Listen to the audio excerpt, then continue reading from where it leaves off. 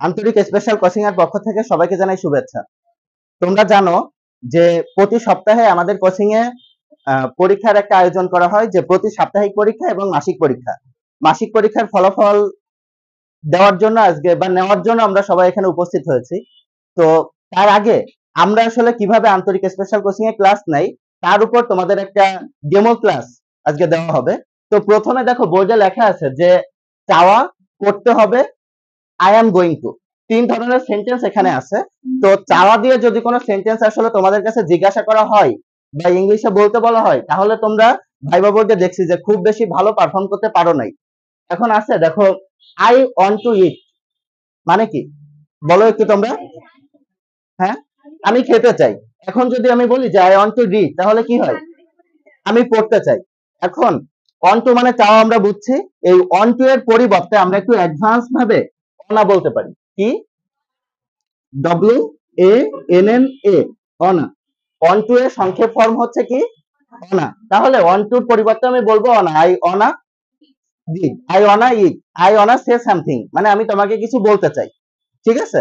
তাহলে want to এর পরিবর্তে এখন থেকে আমরা অনা বলবো। ঠিক আছে? একটু অ্যাডভান্স যদি বলতে চাও তাহলে ওয়ান্ট টু এর পরিবর্তে অনা। আর ওয়ান্ট টু মানে কি? চাওয়া। বুঝছো তোমরা সবাই? ওকে, এরপর দেখো পড়তে হবে, আই হ্যাভ টু রিড, মানে আমাকে পড়তে হবে। তাহলে আই হ্যাভ টু রাইট কি হবে? I have to do the work কি হবে? কাজটি করতে হবে। ওকে, এখন আই হ্যাভ টু রিড, এই হ্যাভ টু এর পরিবর্তে তুমি যেমন অন টু এর পরিবর্তে অনা বলছিলা, হ্যাভ টু এর পরিবর্তে তুমি বলতে পারো গাডা, GOTTA। টি কে ব্রিটিশ অ্যাকসেন্টে ডি বলা হয়। কি বলা হয়? তাহলে gotta, I gotta read, I gotta go, I gotta say something. পারবে না? ওকে, এরপর দেখো I am going to market.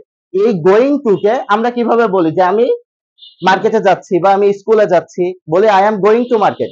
এইটাকে তুমি আসলে আই এম এর সংক্ষিপ্ত রূপ বলতে পারো আম, আই এম। তো এম কে সংক্ষেপ করে আমরা এম বলতে পারি, আর এখানে গোয়িং টু কে সংক্ষেপ করে বলতে পারি গানা। ঠিক আছে?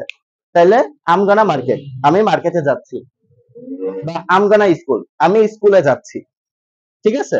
ওকে, এখন যদি আমি তোমাদের কাছে একটু জিজ্ঞাসা করি, তাহলে কি বলতে পারবে? তিনটা সেন্টেন্স আমরা বোর্ডে দেখছি না?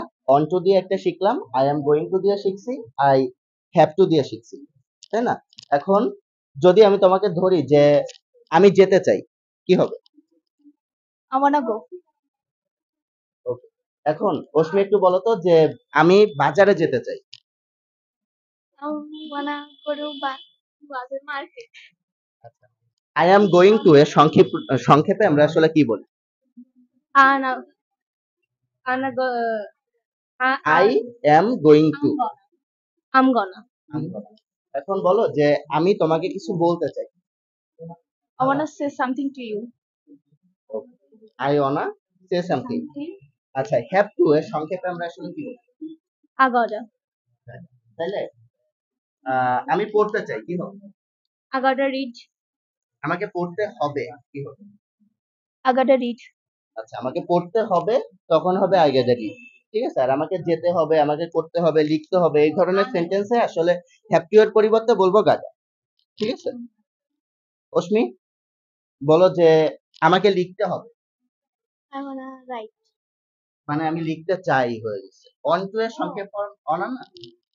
I gotta read. আসলে আন্তরিক স্পেশাল কোচিং এ তোমরা কেন পড়বা, এর যদি দু একটা কারণ বলতে বলা হয়, আমাকে যদি বলতে বলা হয়, তাহলে আমি তিনটা কারণ তোমাদের আসলে দেখাবো। একটা হচ্ছে মনোরম পরিবেশ। তোমরা আসলে এই পরিবেশটা এনজয় করো না? যদি মনোরম কোনো পরিবেশ না থাকতো, তাহলে আসলে পড়াশোনা স্যার যেভাবে করাতে চাই সেইভাবে করানো, এটা একটা মানে মাইন্ড গেম, বুঝছো? যদি আমরা কোনো একটা ভালো পরিবেশ না পাই, তাহলে ভালোভাবে পাঠদান করা হোক বা ভালো কোনো কথা বলা হোক, এটা আসলে সম্ভব না। তো ভালো একটা পরিবেশ তুমি আসলে এখানে পেতে পারো। দুই হচ্ছে, দ্বিতীয়ত যদি কোনো তথ্য দিতে হয় কোচিং সম্পর্কে, তাহলে প্রত্যেকটা টিচার অনেক সুন্দরভাবে ফ্রেন্ডলি ভাবে মিশিয়ে তোমাদেরকে পাঠদান করায়। এত সুন্দরভাবে অ্যানালাইসিস করে কিভাবে স্টুডেন্ট বুঝবে, কিভাবে স্টুডেন্টের সাথে কমিউনিকেশন ভালো করতে হয়, এটা আসলে অন্য কোথাও করানো হয় কিনা আমার জানা নাই।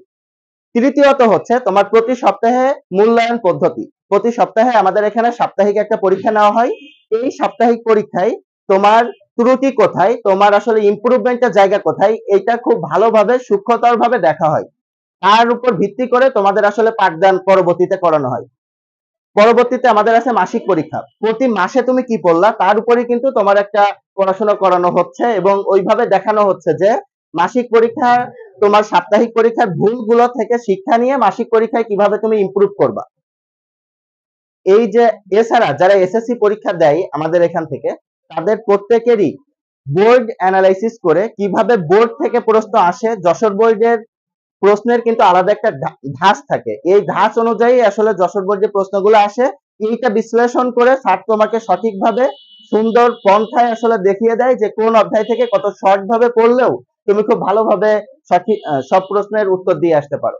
তো আশা করা যায় তোমরা আমাদের এখানে থাকলে খুব ভালো করবে এবং তোমার কাঙ্ক্ষিত লক্ষ্যে আসলে পৌঁছে যাবে। তো আজকে যারা পরীক্ষার খাতাটা হাতে পেয়েছো তারা বাসায় যেয়ে সবাই গার্ডিয়ানকে দেখাবে এবং নিজেরাও দেখবে যে কোন কোন জায়গায় আসলে তোমার ত্রুটি ছিল। এই ত্রুটি থেকে তোমার নিজেরই একটু কাজ করতে হবে, আর টিচাররা তো তোমার সমস্যাগুলো দেখাই দিবে। তো আজকে এই পর্যন্তই। সবাই ভালো থাকো, সুস্থ থাকো এবং আগামী দিন খাতাটা সবাই সুন্দরভাবে অ্যানালাইসিস করে এসে স্যারকে দেখাও যে